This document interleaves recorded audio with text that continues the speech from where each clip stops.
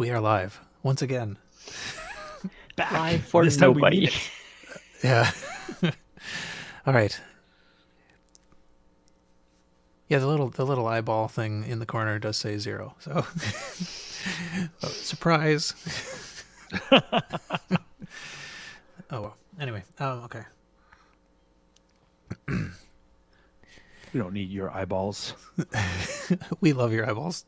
Don't listen to him. Give us a review. Okay. Is there anything else I need to do? Probably not.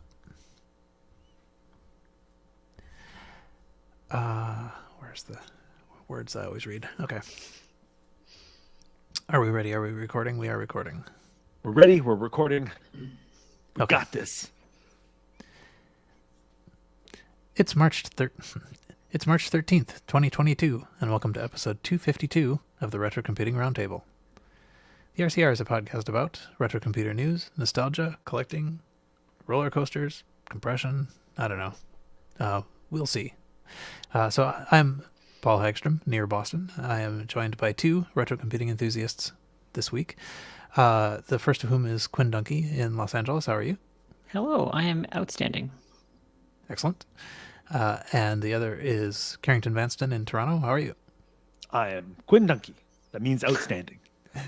We are all outstanding. It's just a thing people say. I don't know. Yeah.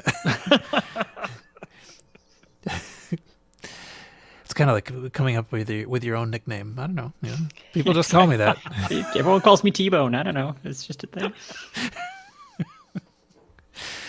So anyway, it's for those who are following along at the moment of recording. It's been a roller coaster because we weren't recording and then we were, and then we weren't, and then we were. I don't know, but here we are recording. So this is episode 252. We haven't talked about the weather, but I'm sure it'll get worked in here somehow. And so the plan had been that we would sort of track the years, starting with the year 1950 with episode 250 and kind of moving along that way. So we are at the year 1952. And so the topic is things related to 1952, I guess.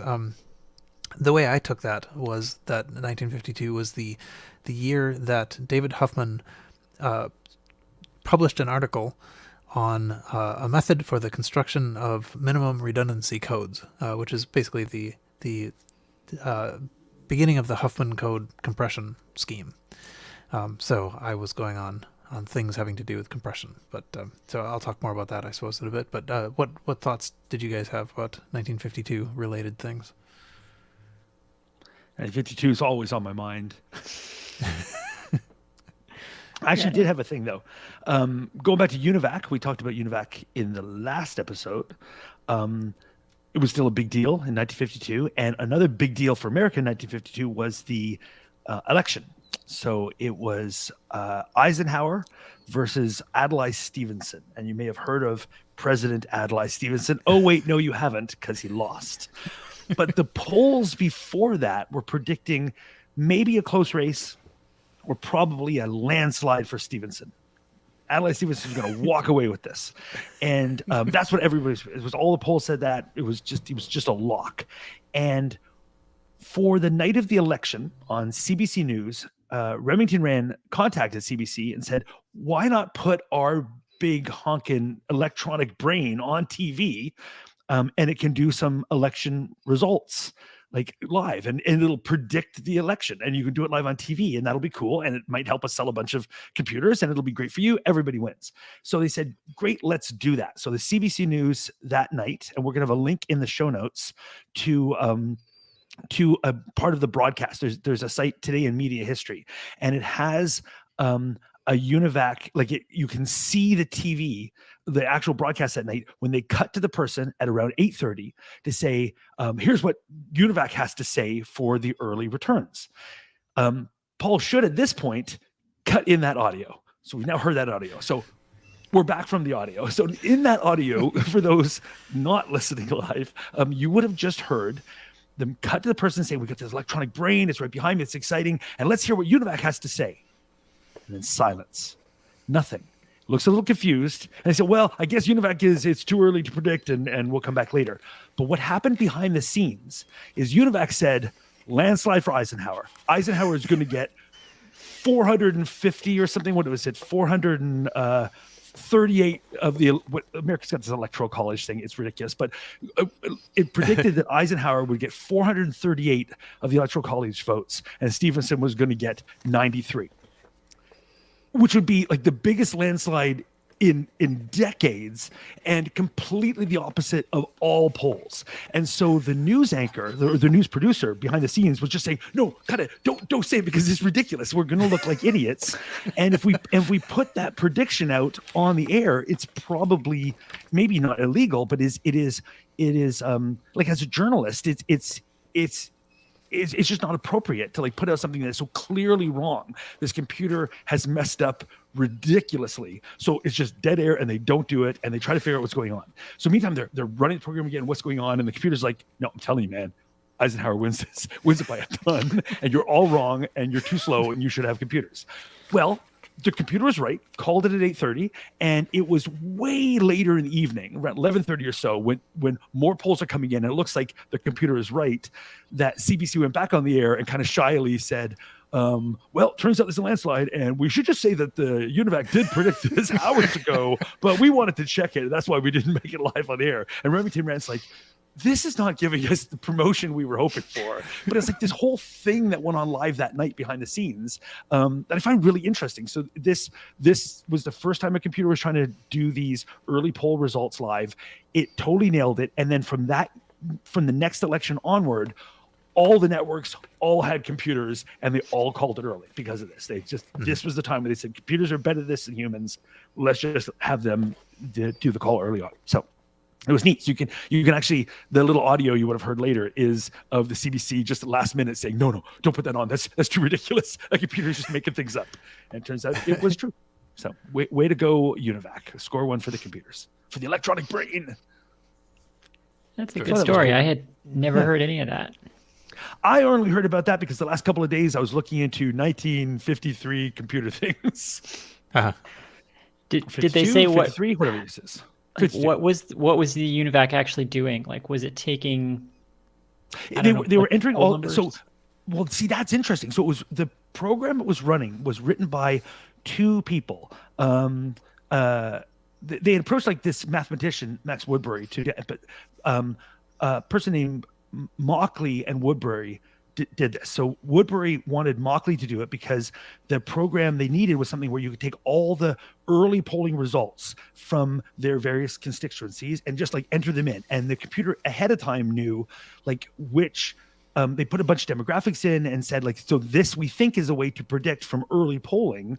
If these couple of places go early, this is probably how this whole county is going to go or whatever. And that in past results they had analyzed to say these sorts of places in America kind of vote the same as these sorts of places in America. So when the early things close on the East Coast, we can predict this bit on the West Coast, and all the kind of stuff they do today. And they just kind of made that up on their own.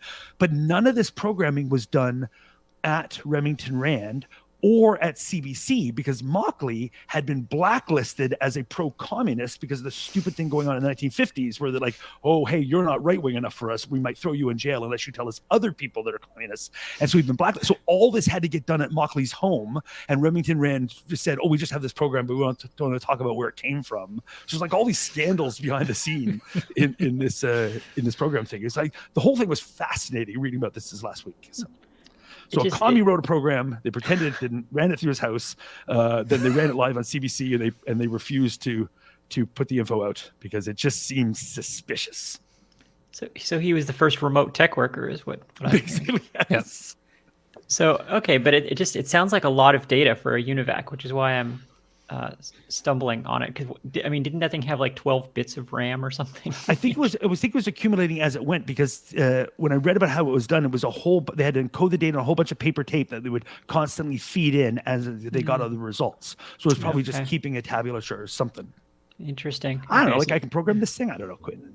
Yeah. Huh. Wow. As you were talking about that, I ran out and grabbed the president-elect, strategic simulation ink box that I was just recently. What are you, a red? I think I once did know what the history of the blue and the red indications were.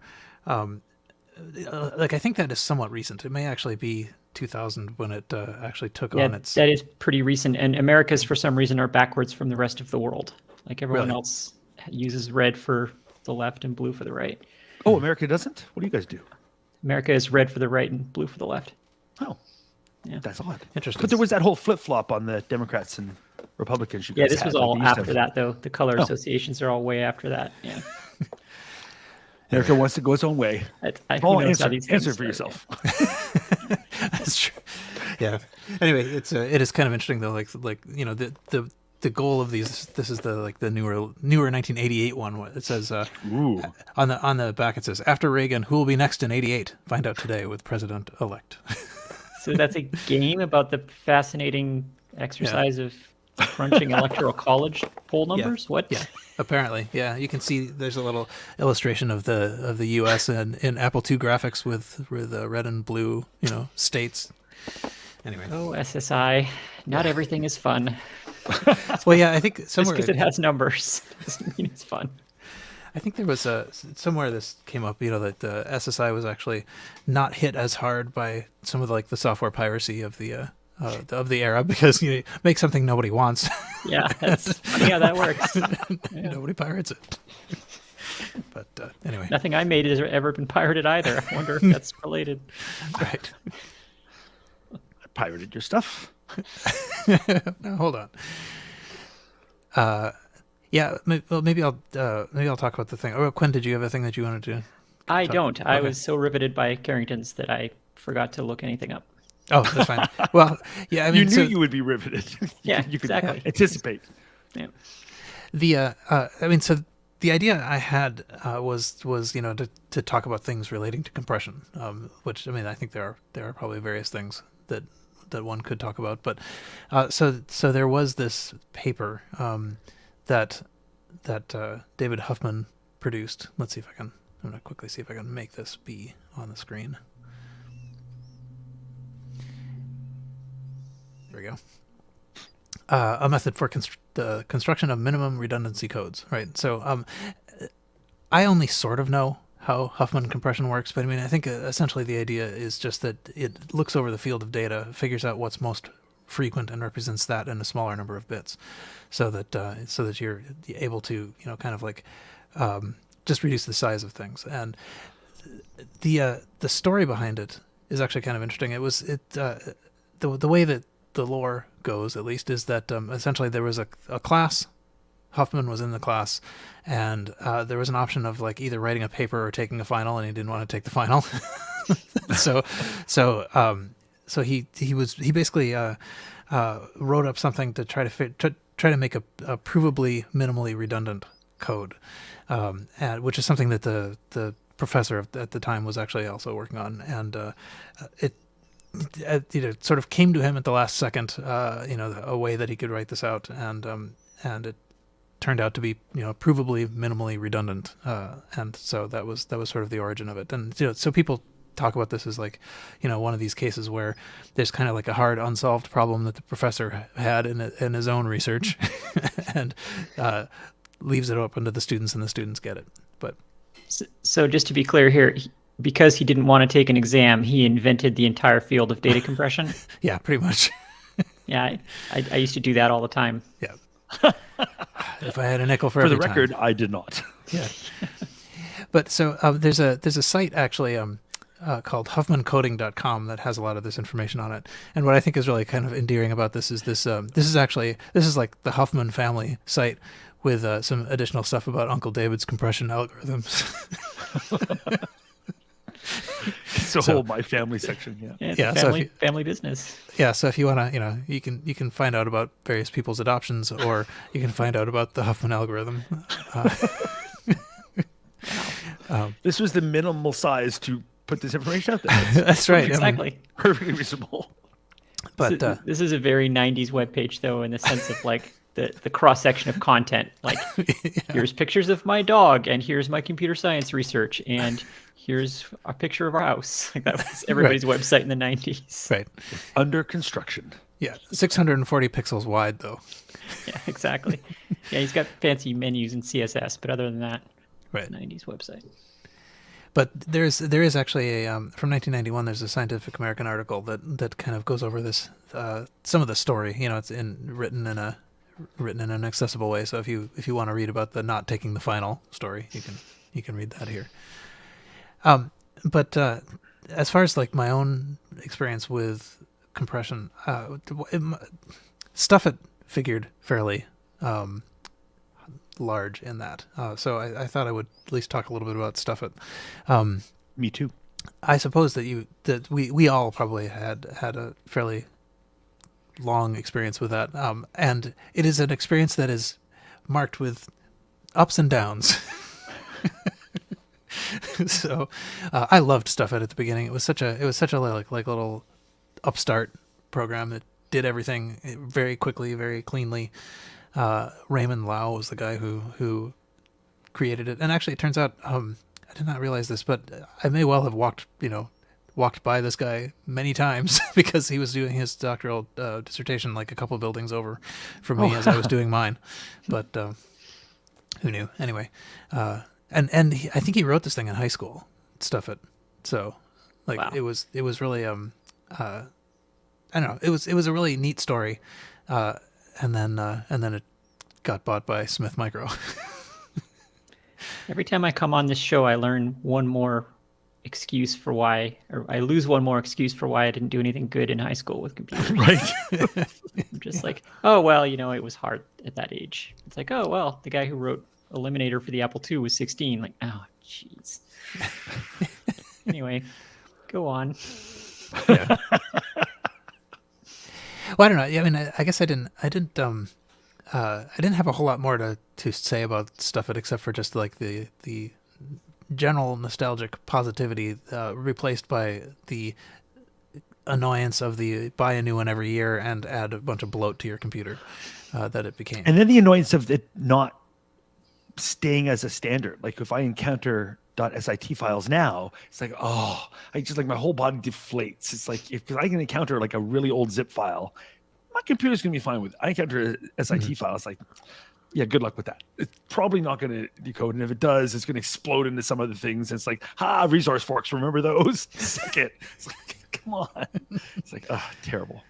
Yeah. Well, there was some weird overlap. I mean, if you were a 2GS user and a Mac user, because the 2GS had Trinket, which was kind of the same thing, but not exactly. And like some versions of Stuffit would open Trinket files and vice versa, and some wouldn't. And then Stuffit moved on, and Trinket kind of stagnated, and it got very confusing very quickly. But as you said, in the early days, it was super clean and nice, and you always knew how to decompress something. But yeah, then it got really hard. Yeah. It's weird. On screen right now, you've got stuff at 30 years of file compression. How they resisted saying 30 years of file compression in only 5 years is remarkable to me. Yeah, I think so. Mac Folklore Radio had so I don't know if you guys have been listening to this at all. This is Derek. What is his last name? Anyway, Derek of Mac Folklore Radio, who reads these interviews and articles and things like that for you of various sorts. And one of the ones that he did sort of recently was a couple of interviews with Raymond Lau, who made Stuffit originally. And it's interesting. So apparently the main reason that Stuffit came to exist is because the competitors or like the other options had this bad property where if you wanted the fifth file in an archive, you had to decompress the first four first before you could decompress the fifth. And so he thought, wow, that's dumb. We can do better than that. And so he wrote Stuffit to do that, and it's and then just sort of put it out, and it spread. I think this might be a case where it really did spread because it was good. Like people liked it. It did everything they wanted. The developer was responsive and added stuff, but I don't think it was really marketed. It was just shareware for a long time.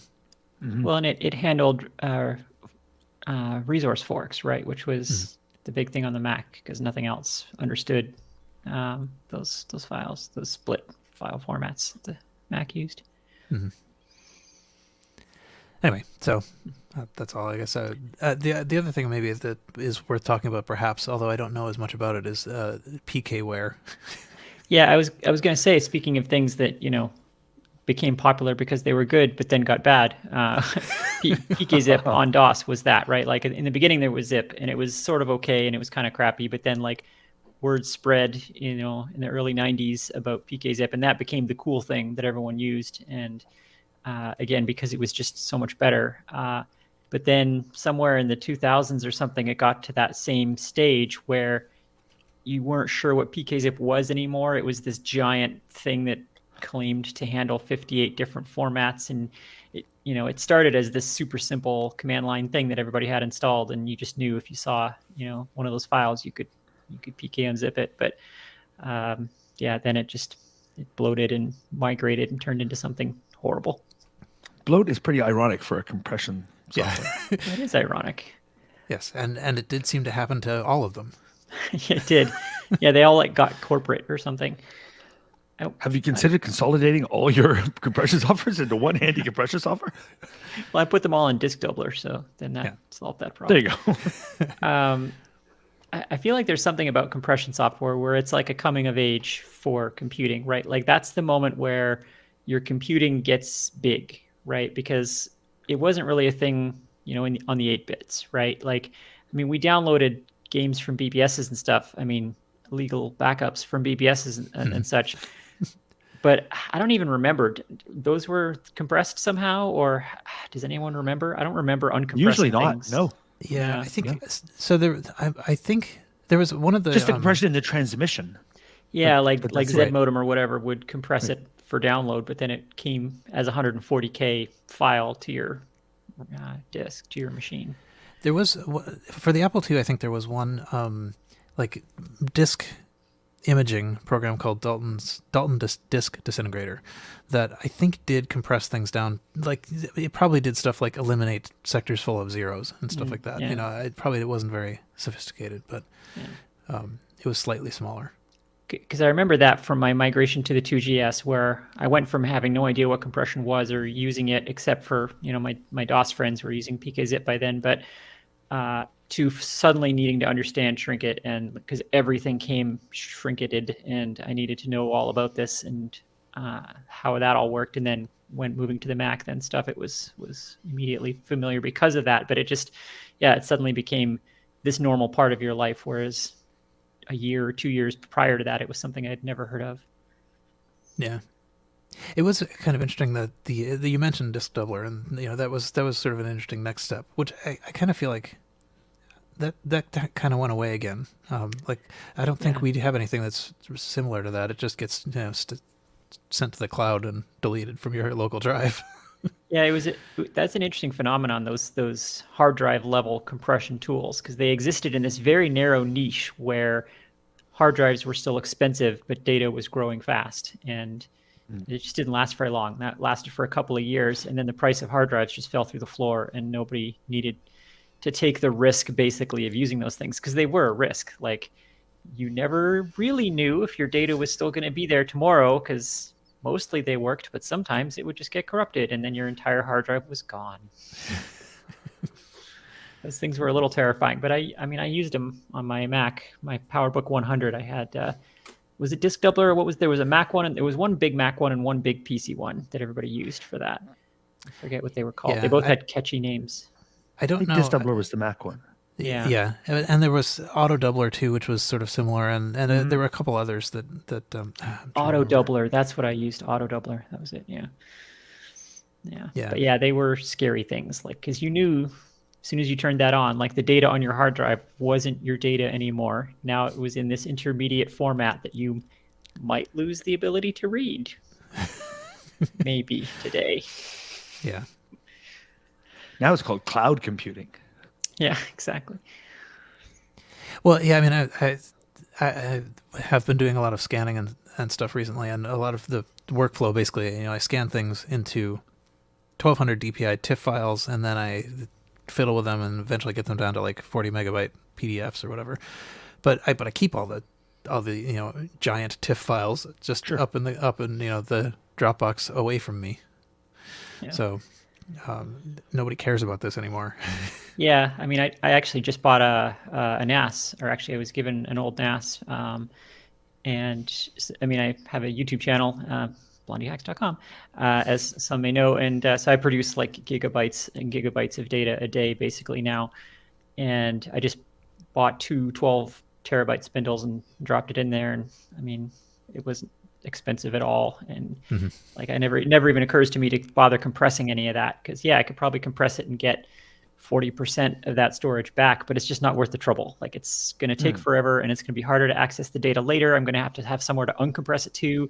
It's just easier to go on Amazon and buy another 12 terabyte disk when I need it. Yep. And especially with a NAS, because you can just hot swap it and it automatically formats it and stripes it, and just, it's all magic. So yeah, it's pretty great. The one place where I think that it might be, I was tempted to do, some of this kind of like on disk compressing is the fact that like my minis both have little tiny SSD boot drives. I mean, like SSD is nice and all, but I mean, what is this? 128 gig or whatever. I mean, like a drive for ants. Yeah, Apple's pretty stingy with the boot disks on that. I actually upgraded the one in my MacBook Pro that I'm recording on right now, which was also a terrifying process, but so worth it. Like, I put in one of those, there's sites you can go online where you say, buy this exact model of Samsung terabyte SSD, and you can swap it in there, and it doubled the storage for basically zero effort. And that was so worth it. Like, that was a huge improvement. But yeah, I was right at that point too, where I was considering on disk compression options again, because space was so tight on the boot disk. And it really doesn't, like, it doesn't take much for something to run away and eat it all up. I mean, like, like, things do run away sometimes. Yeah. Like in my case, it was Final Cut Pro by default backs up all of your work to its own local file on the boot disk, because that's where the app is installed. Yeah. Which is the dumbest default setting in history. So every video project I've ever worked on has most of a copy of itself in a hidden folder on the boot disk. It took me years to find that. I was like, where is this space going? And so finally I found that and then turned that setting off. But like, really, Apple? Stupid. But then, I mean, a lot of modern formats too, though, the compression doesn't buy you that much, right? Like, that's another challenge. Maybe why we don't use it so much today is because, like, most of all that data I'm talking about there is all MPEG-4, and compressing that's already compressed. So most of our big data today is image, video, and audio formats that are already compressed. So not a lot of gain there, probably. Yeah, that is really depressing when you say zip this MP4 or whatever. It's like it's bigger. And it's like, okay, I saved 0.01 gigabytes. That's great. That's great. All right. Has Quinn frozen? Maybe. Okay. Oh, well. It's funny, what she's saying, though, about compression marking that point where in our joint computer lives where data starts outstripping storage. And it's funny because now that I'm thinking about it, I did kind of go through 3 phases of computing where early on it's like everything's really expensive, can't afford stuff. Hard drives are enormous, but insanely expensive. But all the stuff I want to work with is little games and whatever. And then you move into the 90s and I'm doing desktop publishing, and you've got these Quark files and everything's massive. And I can't afford to buy a 500 megabyte drive. Like, who can nowadays? You've got icons that are that big, but it was like, and I remember at work us getting a bunch of drives to put on the network our first time, and they were, I think, 500 megabyte drives. And and there were 4 of them, and we bought them used from our parent company passing down, because it's like, okay, that's the only way we can get these stuffs going for a price that this little company can afford. And the idea now is like, okay, let's just put all our important company data on 4 used drives that will stick in. It's like, ooh, that was a gamble. But I rated them, but still, it's like, it's crazy. But it was so expensive. But then there was this period where I'm compressing things, and I'm using Stuff It or Zip, and I'm using Disk Doubler and all these things, and then eventually just storage sizes just explode, where nowadays everything's 2 terabyte, 4 terabyte. Oh, there's my 18 terabyte drives over there. And I don't know when it happened, but at some point I've crossed into storage is infinite. I don't care. I'll just throw more storage at it. And it's such a different world to live in now, where I just keep all the giant files in 5 copies of them, and I don't really care anymore, and I'll just search for them. And it's weird how that's been the cycle of computing. So and now space is infinite. Space is big, really big. You just wouldn't believe how mind-bogglingly big it is. That's got to be pretty close to verbatim. Yeah, close enough. I compressed. Yeah. Forgive me. It was a lossy compression, though. Are you done? Are you done with this joke? Am I? Am I?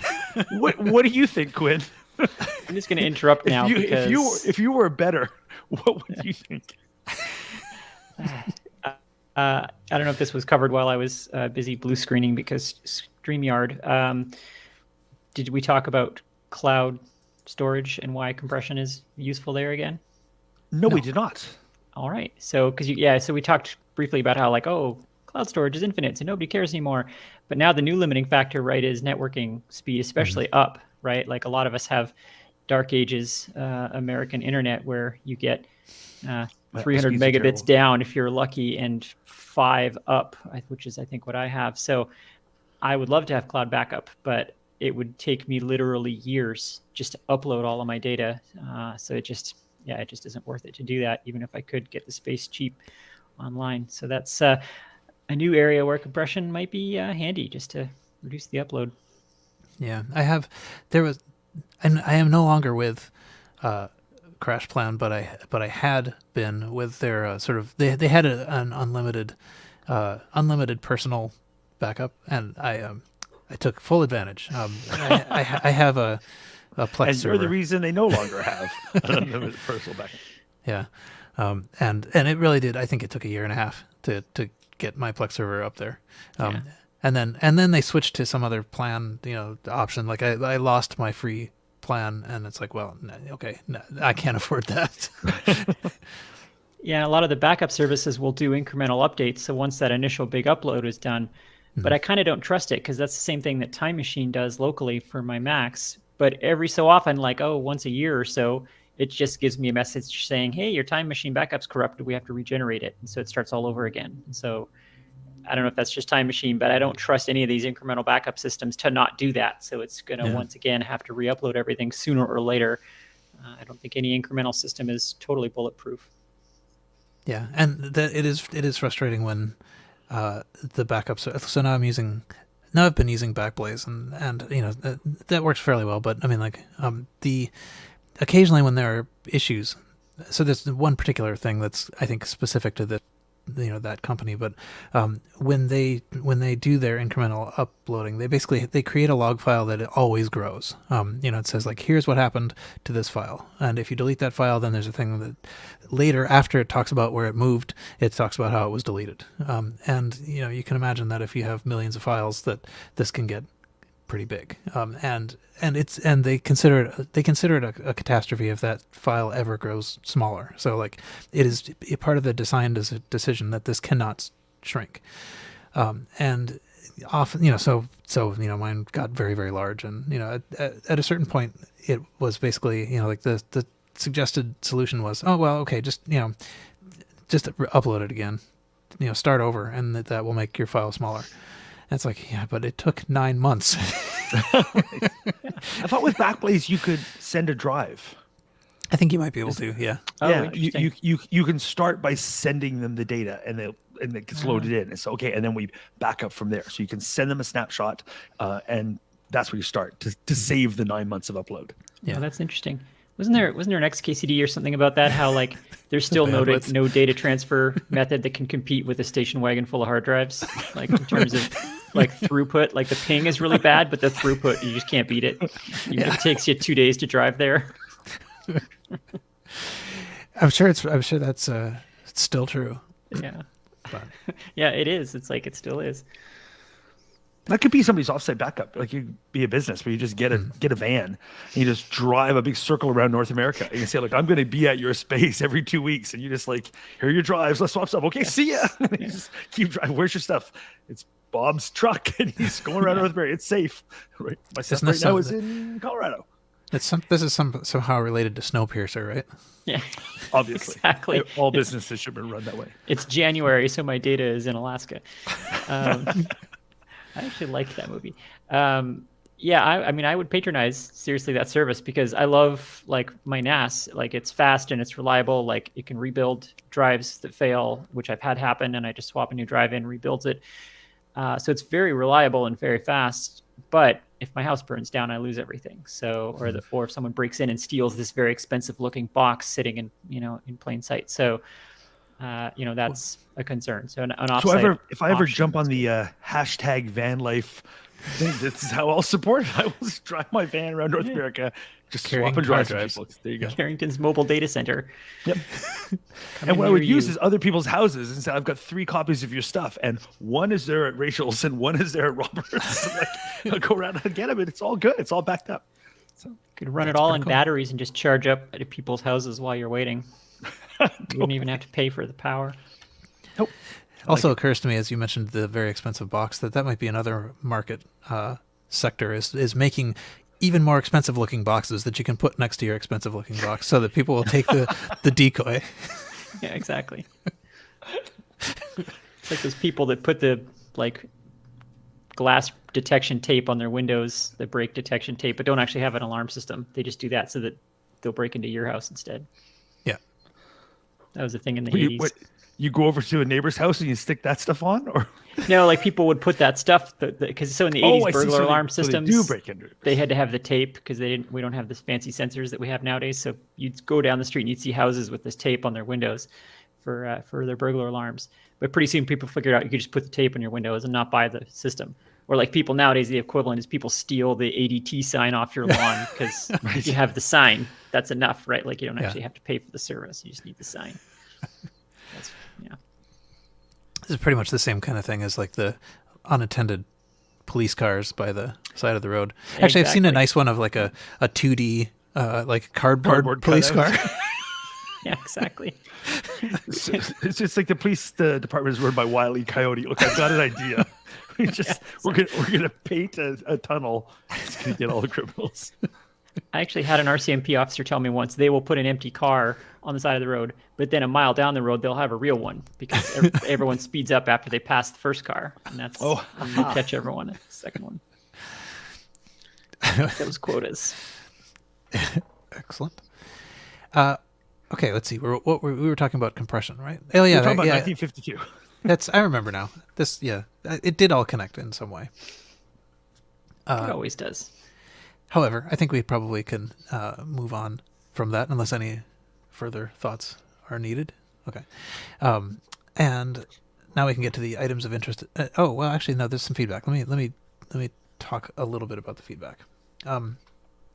So one thing that came in over Facebook was David posted something that Retro Magazine issue 13 is out. We have now talked about issue 11 and 12, so it's possible we will not continue talking about every single one of them, but now I actually did read like the first paragraph, which does say it does not come in a physical issue. It comes in 2 versions, Italian and English, and the Creative Commons license allows you to print one off if you want on your own. If you feel the need to have a magazine you can spill coffee on, this is how you do it. Anyway, it basically covers a lot of retro topics. It's really nicely laid out. We've talked about it a couple times. It focuses a little more on the 90s than I do, but that's okay. It also has a sort of European perspective too. So it focuses more on things, computers and systems that were more popular in Europe, and so I don't know them as well, but and interviews with people who have done new games. And there was one thing that I discovered here that I did not know about before. I don't know if I can find it. Hopefully I will make everybody ill on the stream while I scroll through this. But there was a game called Bubble Bobble, and I think somehow that led to the creation of a game called Puzzle Bobble, which it turns out is at the same game as Snood. I did not know that. I knew Snood. I didn't know Puzzle Bobble. But anyway, that's all. Anyone else know either Puzzle Bobble or Snood? Snood, definitely. Actually, the name Puzzle Bobble sounds familiar, but I don't remember it. I've never heard of Snood. So, oh, really? Oh, okay. It's good. It's like one of the best things to play on like classic Mac. Yeah, okay. But Yep, I played many, many, many, many games of Snood. yeah. Anyway, okay, so there's that. And a different David, also on Facebook, posted something to indicate that he has a couple of magazines up that he wrote in. But this is David All with his creative computing magazines that he's put up on eBay, and they're going for nothing. I mean, $6. So if you want a David All signed creative computing, he's the Cool. editor, right? I think he's the one who sort of basically started the magazine. There are still several available. It's under the seller name Katie Winston, but that's where David All sells his stuff. So, and it's cool that he's on our Facebook page. That is cool. Hi, David. Yeah. Okay, let's see. We talked a little bit about Deathlord Reloaded, I think last time. Love the name. Love the name so much. I've been following that on Twitter. It's awesome. Yeah. And Tim wrote over email just to sort of fill us in on the background of this was that this YouTube channel, The Lost Sectors, went through a playthrough of Deathlord, and it got a conversation started.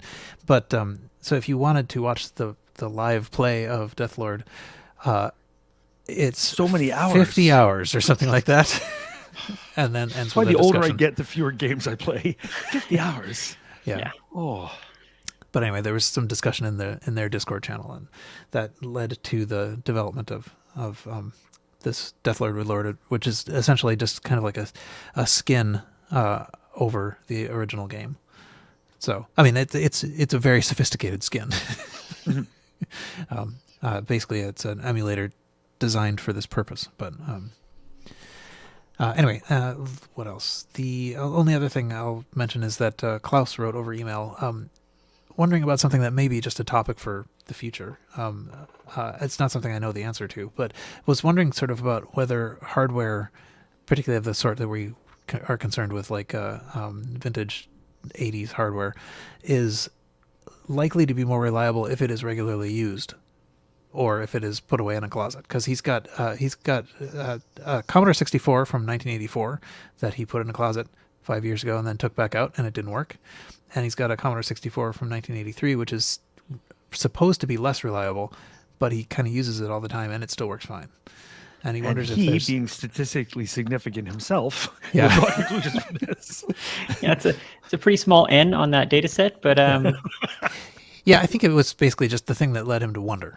yeah, no, it's an interesting question. We talked about this once before, about the old myth, or possibly myth, that it's better to leave your computer on all the time than to turn it on and off every time you use it, which is not something we think about nowadays because everything's always on. But I absolutely remember that being a thing that everybody would say. Yeah, it was a big thing. Yeah, I never really believed it because people used to say the same thing about light bulbs, and that was definitely an urban myth. People would say that it was better to leave them on all the time because they always burn out when you turn them on, I think. So that led people to intuit that, leaving them on is gentler for the bulb or whatever. It was a lie spread by Big Bulb to get you to buy more exactly. bulbs. Yeah. Yep. So somewhere along the way, National Geographic or someone actually tested it.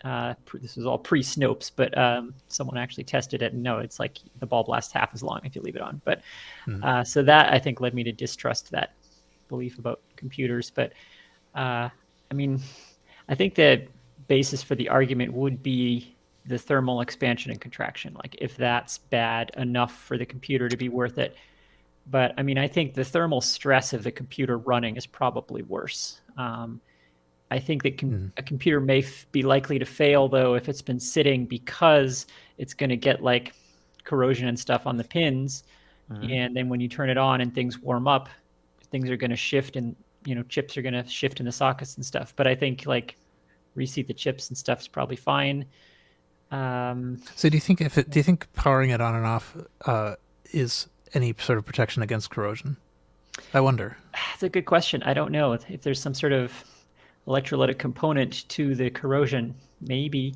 I would think the current would make it worse, though, not better if that were the case. And if you think about things like the mechanical parts, like a power supply fan running all the time, bearings and things, you can only run stuff so long. Yeah, anything moving, it's a no-brainer. Running it is always worse than not running it. Yeah, like your bearings and fans are going to wear out for sure. And then, I mean, capacitors, the other big failure point there, I don't think it matters because that's just time. They either leak or they don't. It has nothing to do with whether you're using them, I don't think. Yeah, I don't think so either. I think it's just about it has a lifespan. Use it, don't use it, whatever. Yeah. On the same person, Klaus, on the Facebook page, posted some photos of like old Pong consoles from the 1970s that he dug out, and and those also seemed to. He opened them up. The capacitors all look fine. He was kind of thinking that maybe what this means is that like in certain areas things were better. They used to be made better. The 1970s capacitors were not made in whatever way led the 90s ones to leak. So it's definitely the case that the older I get, the more I will claim that things before used to be better, and that does seem to be a universal trait. So it's probably the case that old things were better. Yeah. So it is the case that there is a specific era of capacitors that were bad. It was, in fact, it's called the Capacitor Plague, and there's even a Wikipedia page about it. It was a specific manufacturing change that was made in like 1987 or something, and so that's why all the caps from like 87 to 2000 are the ones that go bad. But yeah, prior to that, like the 70s ones didn't have this issue for sure of going bad. So yeah, there's a pretty interesting Wikipedia page on that. So yeah, it's not the case that they all go bad, and the older stuff's just simpler too. Like the integration on the chips is much lower. Like you've got 555 timers and very simple chips that are low density, and so they're not likely to corrode in ways that are going to fail. The clock speeds are lower, so they're less sensitive to bad connections on chip legs and things like that. So I think there's a lot of that as well. And then things get more reliable again when they stopped socketing the chips and so on. So there's sort of a window of terribleness there in the late 80s, early 90s, where you got the bad capacitors and the socketed chips and high clock speeds, and it's a perfect storm of things just going to start failing. I'm trying to think what it is that I could make and call window of terribleness. But yeah, it would be interesting to get more data on that, though, because there are some things in this world that do last longer if you use them.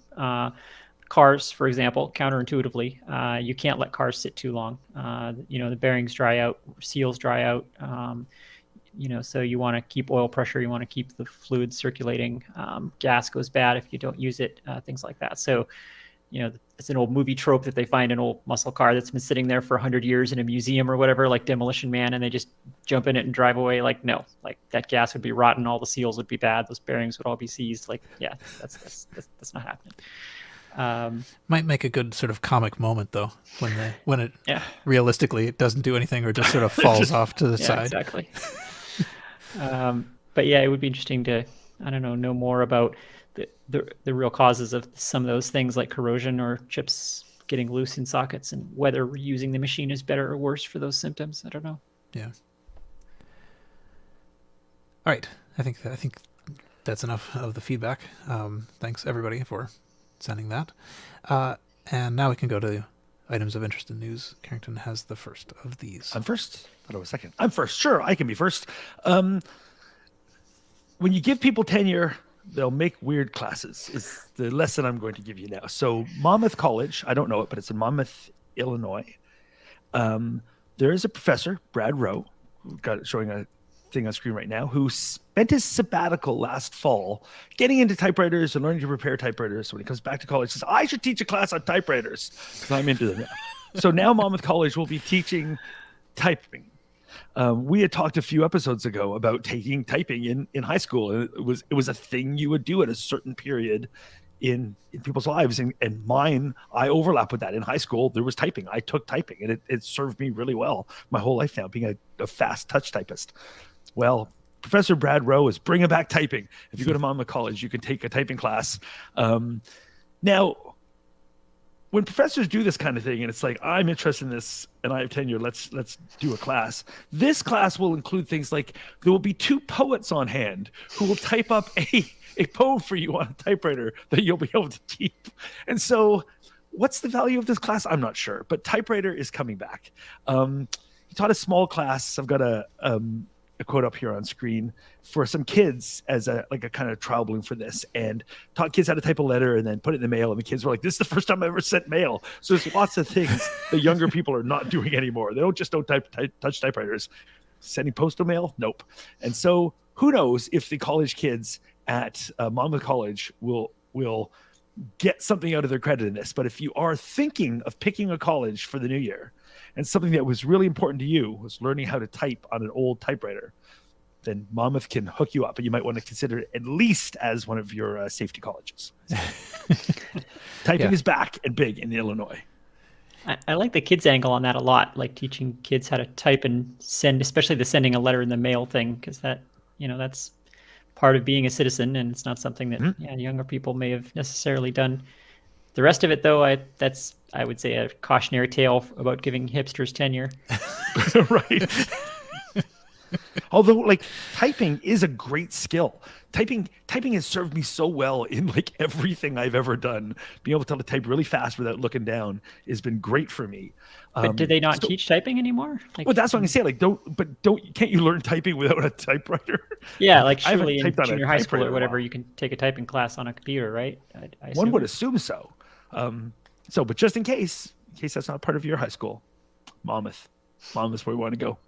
Paul is considering transferring to start teaching at Monmouth now, aren't you, Paul? Look what they'll let you do. Yeah, well, I was kind of curious to know what it looks like this person's in educational studies or something. So, because I was wondering, what field do you have to be in to be allowed to do this?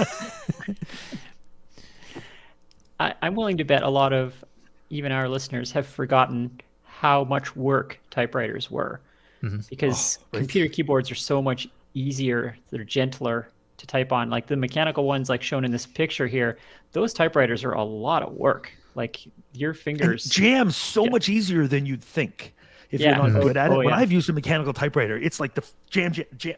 What's going on? You have to be really smooth and accurate with how you're spacing out typing. And the fact that in old movies you see people type really fast on a manual typewriter, that is a remarkable skill. Because if I try to type quickly on a manual, I just jam up the keys. Yeah, and my hands are sore in 5 minutes because how hard you have to push those keys and how far they have to travel to do their action. It's brutal. So it's the same thing now if I handwrite anything. If I try to handwrite half a page of that text. Hurts, yeah. And I used to write full. I can't believe how much I would, as a kid, be able to handwrite full essays in school. And now, if I sign my name, I have a long name. At the end of 26 letters, I'm like, I don't know. You gonna change your name to Carrington Van just because? Van. Well, actually, I get a lot of mail addressed to Carrington because normally you only get 9 letters and those fill in your name things. So a lot of mail gets addressed to Carrington. Yeah. No, it's true. Every so often I handwrite a thank you note or something, and it kills. So I don't thank anybody for anything. Yes, that's right. That's the reason. I actually seem to remember when I was using a manual one, the keys weren't quite big enough, so I would occasionally my finger would miss and go into the under the key top, and that your finger hurts. goes between them. Yeah. Well, because they're spread out so much bigger. We're getting you have to smaller form factors. Yeah. Well, and the key sizes and spacings weren't as standard as they are now. So some of them, they're just these little tiny metal buttons on each key that are 10 feet apart, and some of them, it's not so standard. I can't reach the cue. So you need both power and accuracy. Yeah, exactly. Yeah, like the one on the left here in this photo, there's a lot of space between those keycaps. There's all kinds of finger-eaten room there. Isn't that was the discarded Kentucky Fried Chicken exactly slogan? That one didn't test well. Come to our finger. Yeah, whatever. Okay.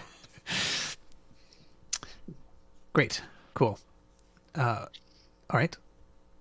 I think I have do I have the next one? Yes, I am alphabetically next. So the thing I had was basically, this was actually just sort of lifted off of feedback. But so Matthew on Twitter pointed us to TubeTime's project on the Quad Link, which is kind of interesting. So I thought I would talk a little bit about, or at least just mention the existence of this thread. I think we've talked about this before, the Quad Link by Quadram, but it is a board that you put in your IBM PC that has an Apple II on it. So this is a way that you can turn your IBM PC into an Apple II also. Is that called an upgrade by anybody? It's like a lateral move at best. Yeah. I mean, I think again, this is a moment in time, but it was probably quite a bit cheaper to reuse all the components except the brain. And if you want to play a bunch of games at work, but have your boss not tell from, it's like, oh, look at this PC on my desk. It's full of boring stuff. As soon as he walks around the corner, choplifter. Yeah.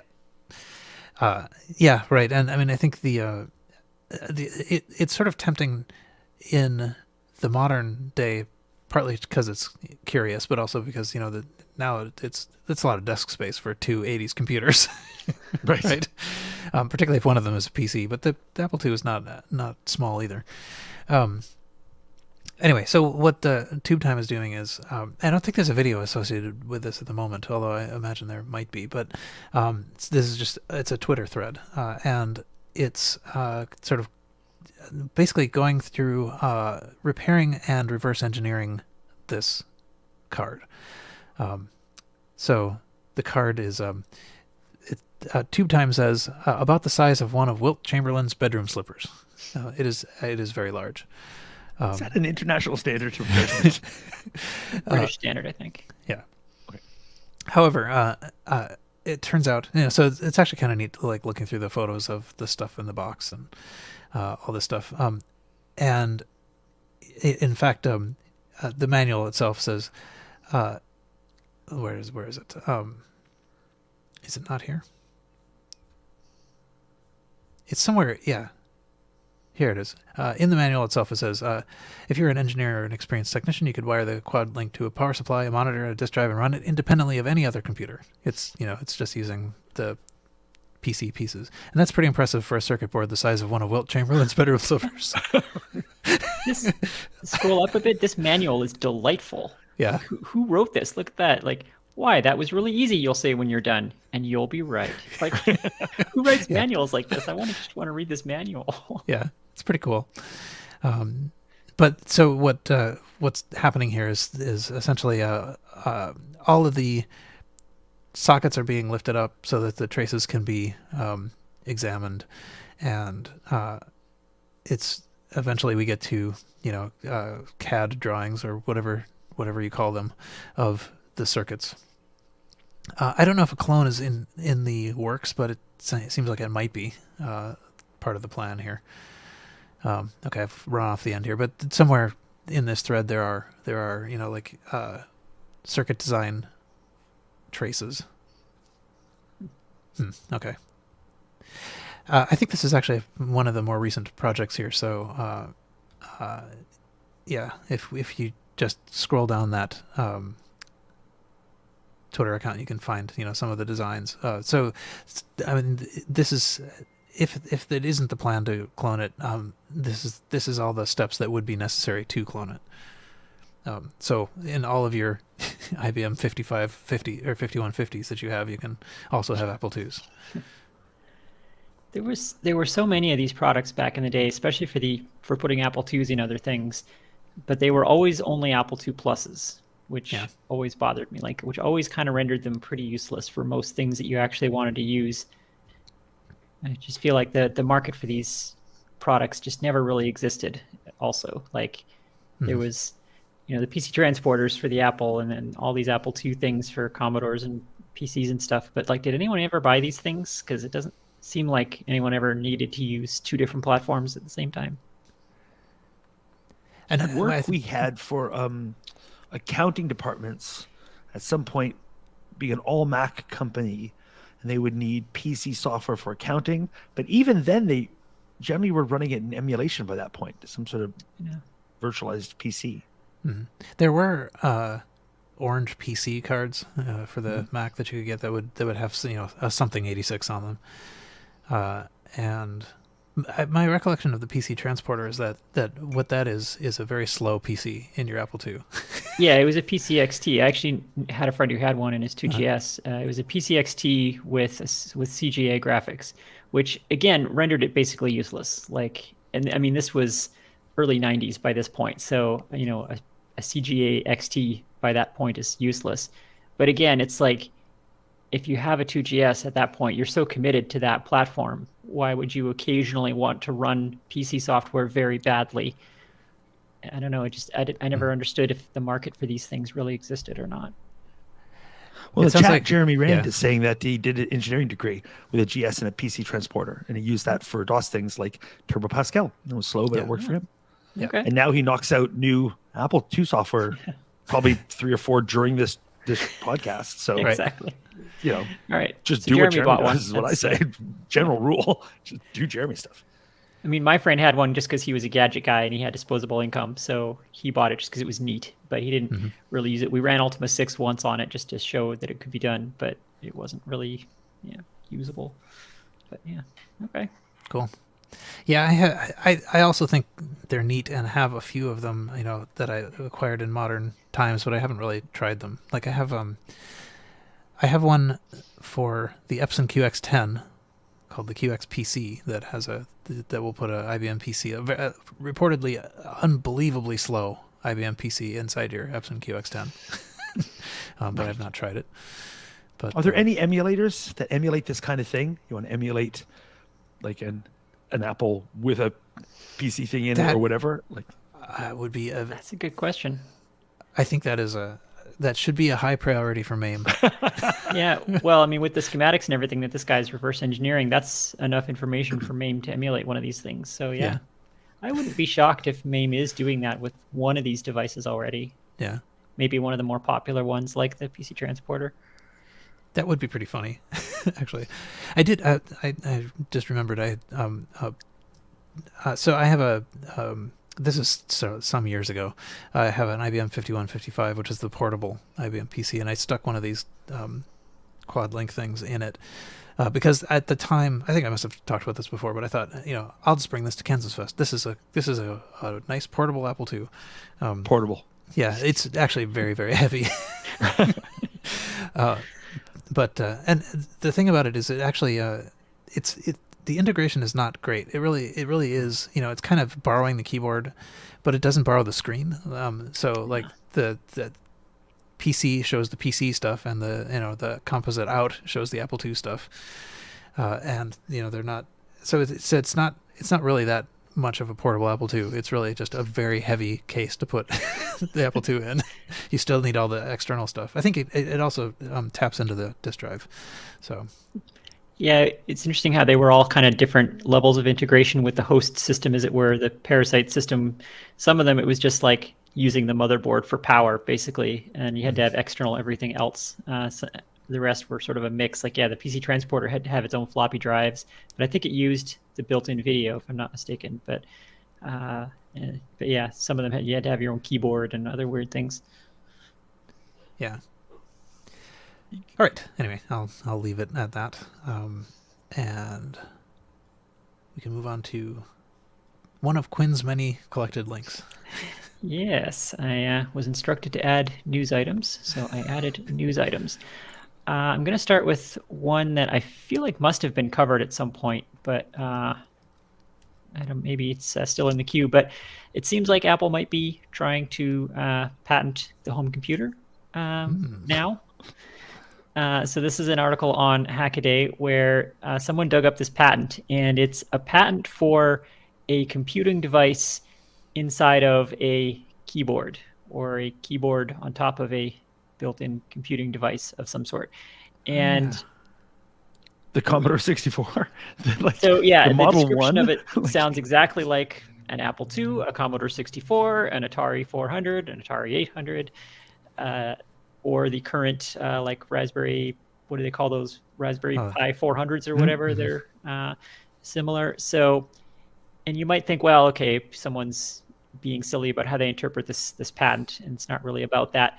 But the actual patent is linked in here, and if you click over to it and read it, which I did. I'll spare the viewers this because there's no pictures. It's just a very dense piece of text, but it really is just that. Like, it describes a general purpose computing device with a built-in fan and a built-in keyboard that has a certain form factor.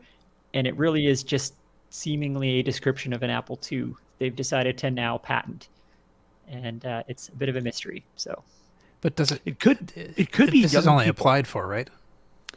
Yes. Like, it's not granted, because it does seem like this would be like prior art is all the thing about like, you know. Yeah. Clearly, that's not going to pass that test. But it's right? actually, it's weirdly easy to get patents. I have a ton of patents. Yeah. And so it's really more about, okay, you've claimed this, and now patent office will then go fight it out in court or whatever. Somebody said, and so if something gets, if the word gets out ahead of time, people can jump on it and say, hey, it's prior art, whatever, and I don't want to grant that patent. But you get patents for stuff, and it doesn't actually mean anything unless it's defensible. But it could also be, I'm thinking, like, people don't know stuff. Like, young people don't, like, we are all like, that's a TS-80 Model 1. What are you thinking? But it could be that, like, people in Apple are working on a keyboard that is just the whole device, and then Apple's lawyers look at that, and the Apple's lawyers are 14 years old, and they go, oh, hey, this is a new thing, we better patent that to get out in front of other people and be able to rip off our original idea. And they simply have no idea of anything created before, in the 1900s when I was born. So yeah, I mean, that's cool. I think it's more cynical than that. I think this is just part of a corporate strategy that all these companies do now, which is to just carpet bomb patent applications in the hopes that someday that will be, legal real estate upon which they can sue someone for something. Because, like, a lot of these companies derive a genuine revenue stream from just suing people over nonsense patents. And like Harrington said, yeah, the position of, like, certainly the U.S. Patent Office these days is very much just grant everything. And you guys can fight it out in the courts. Like, all kinds of nonsensical patents get approved. Like, there's someone who patented the idea of producing images on a video screen that made the news, and he got that patent in like 2012, and then went around trying to sue everybody with it. Like, so the whole patent system is basically broken. So it's not too shocking. It won't be shocking if Apple gets this patent, and I think it's not super shocking that they're applying for it again, just on the carpet bomb legal patent space revenue stream modern business model. But it is funny, though, to see this patent, and the description of it is just like, what? That was 45 years ago. And it's sort of like, there are these stories about the invention of the Post-it note or whatever, where it's like, it was sort of a failed experiment where they were trying to make something stick and it didn't stick very well, but they thought of some other thing for it. And this is sort of like, well, we had a laptop and we broke the screen off. And we thought, hey. Yeah. So I think this is mostly cynical corporate shenanigans, but it's pretty funny anyway. I'm going to patent the Wilt Chamberlain shoe computer, though, just in case. Yeah, right. Just in case. Excellent. All right. So I have another quick one that I threw in here that was inspired by that conversation about the Retrocomputing magazine. This is something I've been wanting to just shout out quick on the show for a long time now, but kept forgetting to do. So there's a YouTube channel called the Amiga Show, and it's very small. And for a while, he was extremely regularly doing weekly videos, and then he went away for a year, and now he's back, but then went away again. So I'm hoping maybe if we shout him out here on the show, he'll keep doing them again, because it's really great. So what's great about it, it's a YouTube channel about Amiga stuff, both historical and current, and it's done entirely on an Amiga. And nice. It's such a sweet spot because YouTube videos can be fairly low res and still be very watchable. We're right in that moment, like everything hasn't gone 4K yet, so you can make a Amiga resolution video and still have it be enjoyable to watch on YouTube because the compression and everything is so bad anyway that it doesn't really hurt. And he's done a video behind the scenes as well about his production setup for this, and it's very elaborate. He's got multiple Amigas and video toasters and all the rest. But yeah, it's done entirely on Amigas, everything from writing the script to processing all the footage to all the editing, all the effects and everything. And it's super well done. So every episode, he has a format. Every episode has a game review and some historical stuff and a review of artwork, both past and present, and some community stuff. So really nice, really well done. And maybe we can get more people to watch it and encourage him to make more of these, because I've really enjoyed it. And I was sad when I had watched them all. That is awesome, because like you say, the Amiga is the sweet spot computer to do this on as well with the video. Like it's just like it's tailor made for doing this kind of thing. Yeah, totally. Nice. Very nice. Yeah, he hit a sweet spot here, because like video got really, really good for a while. Like all up through the 90s, it got better and better and better. And then like Web 2.0 hit and video got real bad again. And so that's his moment to get in there with the Amiga again, because now the Amiga can do like, 480p level YouTube just fine, and do a nice job of it. So yeah, it's great to see this machine doing this work again. And it's really well done. Like he does all the effects and everything in Lightroom and all this, the latest and greatest Amiga stuff. So nice. It's clearly a lot of work, which might be why he's not doing them so much, because you can just tell how much effort is going into every one of these videos. And he showed his production process a little bit, and it makes you appreciate how good computers are now, because some of the basic like chroma key effects or animated graphics and stuff that he's doing now would be 10 clicks in Apple Motion, but on an Amiga it's a very slow, cumbersome process. You're waiting for floppy drives, and you're waiting for the thing to catch up to your last 2 mouse clicks, and there's a lot of that. And then you make a mistake, and it doesn't have very good undo because it's only got 128K of RAM, so you forget how it's easy to forget how easy that stuff is nowadays by comparison. Very cool. All right, so that was that little bonus item. All right. I don't know if we want to keep doing bonus items, or if you want to. You have all the remaining items, and we could save them for later, or we could do them. I don't know. Let's see. They're next. The other two are quick, so I'll do them real quick. Okay. Let's see. Forgive me while I wasn't expecting to be the Apple II video one I'm very interested in. Yeah, so I like this one. I mean, we have no shortage of Apple II video solutions, but so this is the Lucasi blog, which I know many of you will know him already. He does pretty great Apple II video projects. What I like about this article is it shows the birth of an Apple II video solution. So he is setting out to make an HDMI adapter for the Apple II, and the product is not really the point. Like we have the VidHD, and we have other, we have the VGA to RGB or whatever, the Plowman one. We have all these great solutions already for Apple II video, but this just shows you what the process of developing something like that looks like. So he starts with, some basic understanding of how Apple II video works, and then how do you get something like a Raspberry Pi to generate, to bitbang that video, and what are the limitations of it. He goes through multiple different Raspberry Pi solutions, because, many video adapters use Raspberry Pis for this purpose, for basically real-time video transcoding, but there are a lot of different Raspberry Pis with subtly different limitations as far as like throughput on the GPIO, or whether they're limited by, bus bandwidth or whatever. So he goes through some of those sorts of trade-offs and picking just the right Raspberry flavor, if you will, to do this.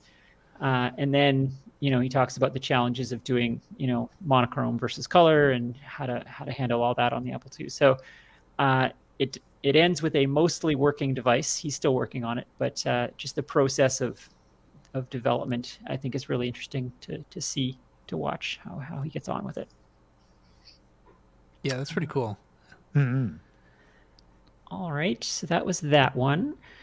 His blog is great. Like, you can just highly recommended. Yeah, dig through that. I often go back there. The one posting that I see of his fairly regularly is the reconstruction of the Lego card.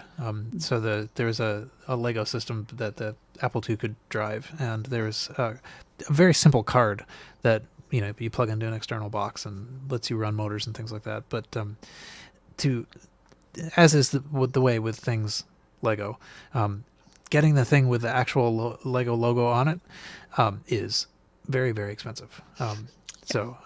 But it's actually quite simple to build, because the card itself is just a very simple serial connection to the box. So he's got a description of kind of like, not only a bunch of Lego stuff there, but how to build that card if you don't want to spend hundreds of dollars on one that differs only in having the word Lego printed by Lego on it. Right. All right. So the last little quickie that I have here is a teardown of a Minitail terminal. And, these are things we've talked about off and on over the years, how there was this weird moment in France where they had the internet 10 years before everybody else. And then just quietly, nobody knew about it somehow. So yeah, these were terminals that you could plug in and do your banking and buy plane tickets and whatever, pre-internet. And what I love about this, though, is the form factor on this terminal. Like, look at this thing. Yeah. So it's a keyboard, chiclet keys, looks about the size of, so like 9 inches square maybe, and it folds up into a CRT, sort of like an Osborne or something, but the whole thing folds up, not just the keyboard. The form factor I thought was just super interesting. I think it's a really beautiful looking device, and so that was really what caught my eye. But yeah, there's a write-up here about tearing into it and seeing how it works, and what the protocol for Minitail was and how it crammed data into wasted space on the phone lines and so on. So kind of a neat write-up, but yeah, I just wanted to have everyone look at this beautiful device. look upon it. And because it's French market only hardware, everything on it is French, which I love. So the spacebar says espace on it, which also makes me happy. Yeah. Cool. And you could, if you wanted to, you could call it the E-space. Yes, exactly. Yeah. I had to look down and go like, I'm not used to space-bars. Yeah, okay, mine has nothing. I'm like, why are they even labeling this space They're bar? not usually labeled. Just to show off that it's French. We want to make sure this is French. Pick a key and label it. Yeah. Yeah, it is interesting this that bar they labeled intentionally it. left not blank. Yeah. I wonder if that's if there's a UX moment there where they had to explain, like they had to label the key because you wouldn't know what it was otherwise. But I mean, typewriters had space bars, but maybe because the keyboard format is different enough from a typewriter that people might not necessarily know that the big blank thing at the bottom is the space bar. I don't know. Oh, what is the name of that? I have a game console. It was actually sort of a poor game console. Came with what is it? Okay, so game mini expander that allowed you to connect to it. I'm blanking on the name of it, but anyway, it had a space bar that was like the size of a regular button. Oh goodness! So very because irritating. We hate you. Yeah. Yeah, there was. I mean, a lot of the handheld computers were like that. Like I had the Radio Shack, the little PC 101 or whatever. That little. It looks like a scientific calculator, but it was a tiny little computer with a terrible BASIC in it. And yeah, the space bar was a regular key, so it was just a key that said space on it. Yeah. Space. You need more of it. Mattel Aquarius was the thing I was trying to remember. That's good. There you go. Over here, there the space button right underneath the shift key. That is terrible. Yeah. Anyway. Oh, Aquarius. What were you doing? It was not the age of you.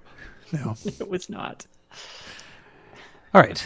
Anyway, okay, so we've made it through our items of interest and news, primarily provided by Quinn. Thank you. Thank you for rescuing us. Yes. And now, a word from our sponsor. Don't know who it'll be, but probably Aquarius. I don't know if they had any TV ads. That's when you've been doing like 250 odd of these, you run out of ads on YouTube.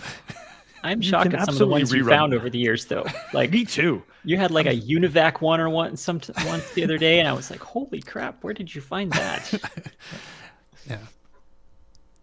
Yeah. Okay. Let's see. Let me bring this up. All right. Here we are, and we're back. All right, and so now is time for the host's retrocomputing gift idea. Carrington has located the coloring book of retrocomputers, which I think is pretty cool. This is from the RMC Why would you want this, store. though, is the big question. So, yes, so it is a coloring book you can pick up for $12, including VAT, or $10 if you're outside of the area, so you don't have to pay tax. Where buck is a by pound. buck, I mean pound. By pound, I mean euro. By euro, I mean all currency is the same. Yeah. Whatever. 12 bitcoins. Paying NFTs. So it is a coloring book of retro computers. I don't know how else to put this. The weirdest thing is, like, it seems like these wouldn't necessarily be great things to be coloring, but it's right in our wheelhouse. So if you have Apple computers, and you could just pick how yellow you want to color them in, I guess.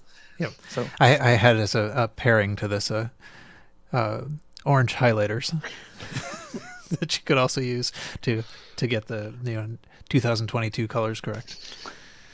If you want to get them really accurate, what you should do is a color Vectrex them that you can color black.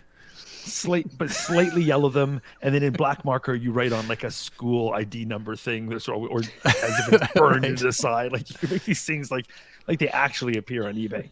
But it is a coloring book of retro computers. I'm surprised it exists, but it does, and you can buy it for your retro computer fan for a holiday.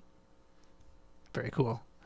Yeah, it reminded me I'm not sure if this is actually a thing or not, but I remember noticing at a certain point that maybe I'll search for this while we're talking about other eBay auctions, but the Radio Shack MC10, which is like a little underpowered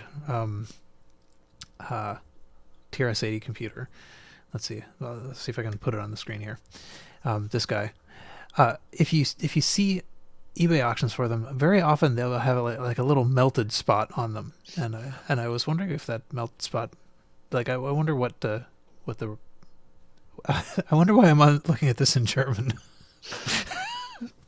Anyway, I'm apparently looking at the MC10 on the German Wikipedia, but anyway, whatever. I was wondering what the little melted spot, and maybe in the coloring book you can add a little melted spot as well. That was all I was thinking. Is the power supply under that spot or something? It could be. I don't know.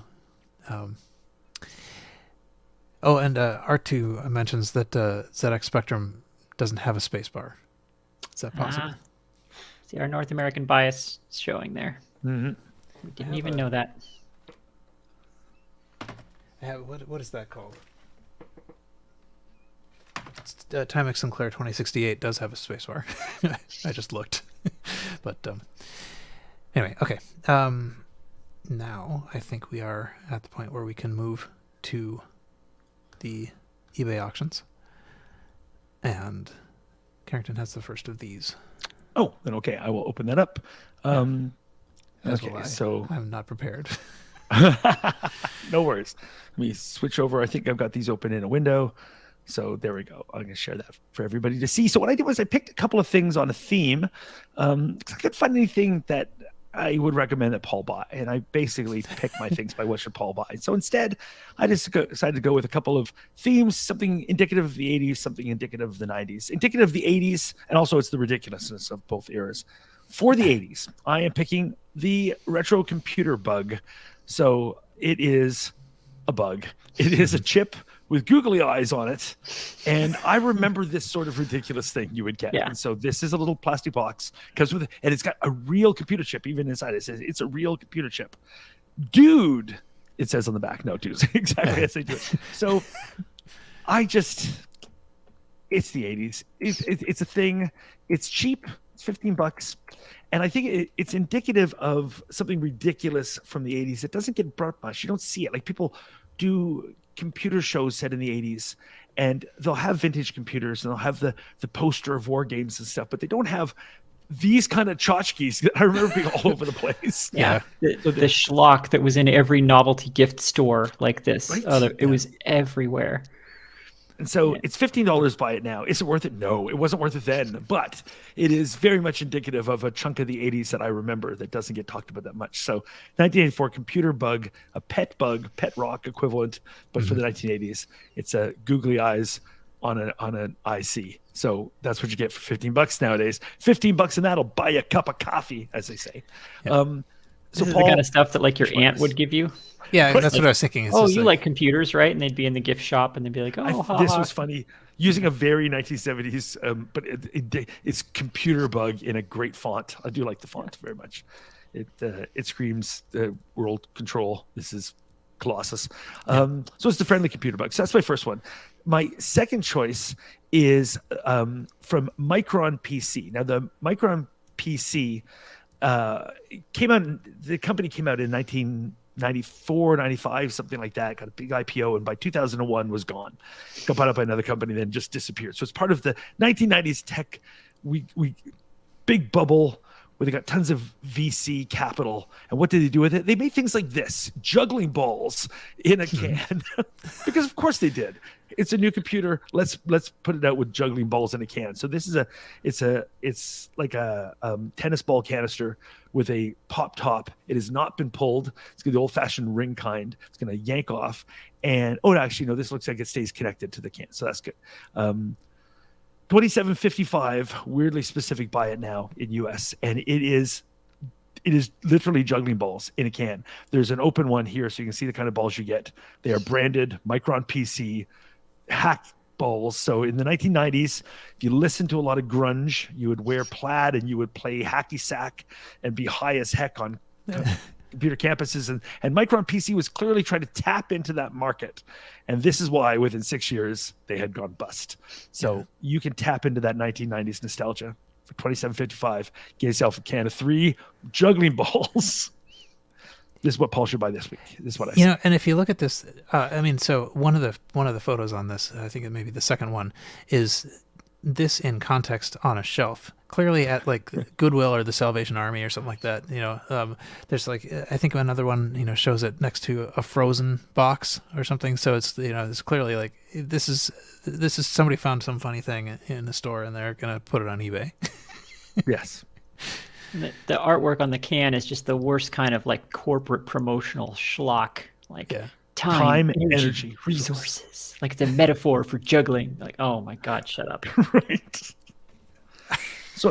So every decade has things that are terrible in computers, and this is the 1990s, and you're welcome to it. So those are my choices.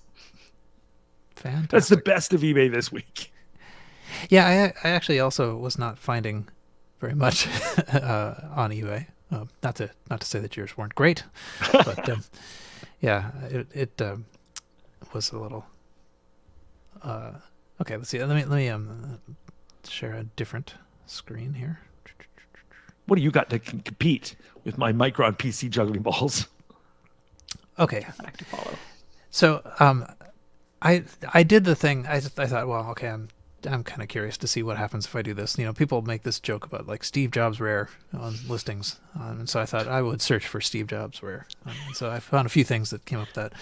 One of the things that I thought was kind of an interesting small pattern of things is signed photographs by people near Steve Jobs. So here's Steve Wozniak signed photo of him near Steve Jobs, and here's Tim Cook signed near Steve Jobs. I was thinking it's kind of like like you get your photo by the Eiffel Tower or whatever. Sort of like near Steve Jobs. Well, they're all funny because Steve Jobs never signed anything, right? But like Steve Wozniak will sign anything. So this is a Tim Cook one. So Tim Cook says, I'm currently running Apple, been running it for years. I made it the most valuable company ever in the existence of the universe. And and it's just like, this is good because you're near Steve Jobs. Yeah. I mean, to be fair, it's not, I think in neither case, is it the person whose signature, I mean, these are like signature companies, they go and get autographs and then they sell them to people at, 4-digit costs. Well, that doesn't look like Steve Wozniak's signature, actually. Like he signs everything Woz, doesn't he? Woz, right? Yeah, I was thinking the same thing. Like I've never seen him write it out like that. Yeah, although the Woz part of Wozniak does look Woz does look right, yeah. But anyway, all of these are, $1,300, $1,000 items. But I thought it was sort of funny. This one came up. I want to be a heavy equipment operator. Steve Poole rare. And I just thought it was kind of funny. It's a VHS. Is it signed by Steve Woz? It is. It has. I couldn't figure out actually why. Sign it. Like I thought maybe, okay, well, maybe it's about Jobs and it has Steve and Rare in it or something. But no, actually, if you go down to the listing, it says actor Steve Jobs. So somebody made a mistake when they put in the details on this, and Steve Jobs is actually listed in the item specifics. How old is this thing? Perhaps it's maybe this is 1995. Steve Jobs. Probably not then. See heavy machinery in action for any age. If this was after he was kicked out of Apple and before he went to Next and he wasn't sure what he was going to do, this could be the most valuable thing you've ever found. Seems like, maybe I want to be a heavy equipment operator. They interview him. What do you think? I got nothing else to do. Let's try it. And it's him in a helmet. Oh, I'm not going to sign this. Telling everyone what they're doing wrong. Yeah. Okay. So then, thematically, I thought I would look for things. So this is a T-shirt, a Stuff It T-shirt. That's a terrible Aladdin Crew logo. Wow. Yeah. That is terrible. Just Stuff It World Tour. Yeah, I don't miss those 90s neon everything logos. Those were not good. Yeah. So I don't understand what the Just Stuff It World Tour is. It actually lists some cities as if they was. Yeah, it could be cities that opened in, or it could be that it was like a trade show tour. Like maybe that was cities that were having an equivalent of a Comdex type thing. Maybe that's what it is. Yeah, because I've seen. So this actually was in the Raymond Lau era. This was before it turned terrible. So we're allowed to think positively about this shirt. And I saw some reference to it in tidbits. Like you could still, like there was some promotional deal where you could buy Stuff It Deluxe and it would come with one of the Stuff It World Tour shirts. So anyway, if you were very late to the game and want one now, there's a $75 buy it now. I think there's a defect in this. There's a pinhole. But the best thing, of course, would be if it's a large shirt, but it got washed and shrunk, and that's like a thing. Yeah. And it'd be like, well, of course it's small. Then you got to stuff yourself into it because it's too small. That's right. Yeah. There's the auto doubler. Auto doubler. Yeah. Jeez. $5 so that must buy it be by the same company as Disc Doubler, because that is like full on Disc Doubler look. Oh yeah, from the makers of Disc Doubler. Okay, it was. I'm like, that is what it looked like. Yeah. I think Disc Doubler, I don't quite remember this, but I think it was that Disc Doubler required a manual step. Like, say, I'm going to make this file be small, and whenever I want to use it, it will expand itself or something. I don't know. I mean, Auto Doubler just says I'm taking over. Yeah, I guess. Auto Doubler was magical. I remember that. Like, you just turned it on, and you just got disk space back. Like, it actually did work really well, but yeah, it was terrifying. I remember being so dubious when I first heard about RAM Doubler and Disc Doubler and not understanding any of the technology behind it. I was like, nope, totally that fake. Can't possibly work. I can't run a thing and then I've got more RAM than what? Yeah. That's magic. That's not. I was so absolutely convinced it was not a thing that could be real. Yeah. Yep. And then 2 years later, I'm like, well, everything has virtual memory. Of course, I'm just paging out to disk. Whatever. I knew about that all the time. I didn't believe in the hard drive compression things until like 2 or 3 of my PC friends were using it. The big PC one that went around. I don't remember what it was called, but they were all using it for a long time, and it was fine. So that was what finally convinced me to try it. But it did seem like magic to me at first, though. My mind was blown by that stuff.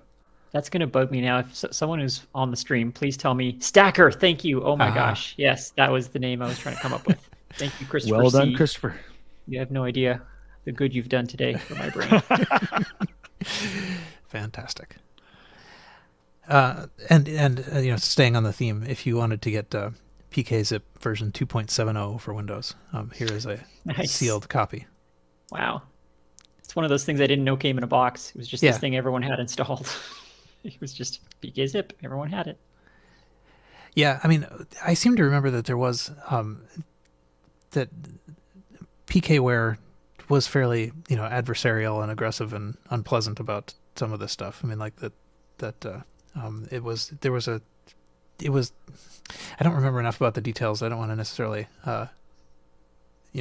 call the company out, but there was a bit of a hostility about this segment. About the piracy of it, you mean, or? I'm assuming so. Yeah. Technology. Yeah.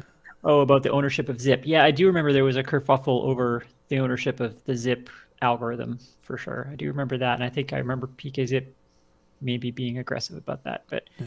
But yeah, that was definitely one of those software packages that like the ratio of people who bought it to people who use it must have been like 0.1% because everybody used it, and I didn't even know it was a box. I think I thought it was shareware or something. Like, I think it started as shareware. It must have started maybe as shareware. It started it. Yeah. All I know is I never paid for it. Yeah, right. Yeah, I know that as well. Actually, I remember being fairly surprised not that long ago. Maybe it's still even true because I don't really use Windows, but that Windows doesn't, or it didn't, have a zip technology built in. You had to go out and find, one of 400 identical looking zip programs and try to guess which is the one that isn't malware. Yeah. and which is like the standard one that everyone uses, because that's the one you want, is whatever one everyone else is using. Yeah. I remember that for a while. I think that was kind of what PKZip did, was it kind of it's kind of standardized everything. Because there was a period there where there was 10 different zips and you didn't know which one to use. Okay, I think the last one I will mention is this. This is the Multiputer. I don't know anything about it, but I just thought it looked very nice. It is like a 1970 computational skills trainer system math computer. It says. I don't even know if it works, but it has a keypad and knobs and a slightly frayed power cord. What do the knobs say? The knobs say number group, mode, and number of problems. Huh. Number of problems. I would like as few problems. We can only go down as few as 10 problems. Why doesn't that go to 0? I want no problems. I think it must. Yeah. So this must be an educational. Yeah, some sort of like educational thing. But it really just looks like a thing with a face. So it has a sticker on it that says "purchased with federal funds." Yep. I think it said what. Cape was that Girardeau. So whose federal is this? Cape Girardeau. Is it the U.S.? Canadian. Cape Girardeau Public Schools. But it would say something or other of Canada. It wouldn't just say federal. And there's funds. no way it wouldn't also be in French. Yeah, that's right. So maybe I don't know.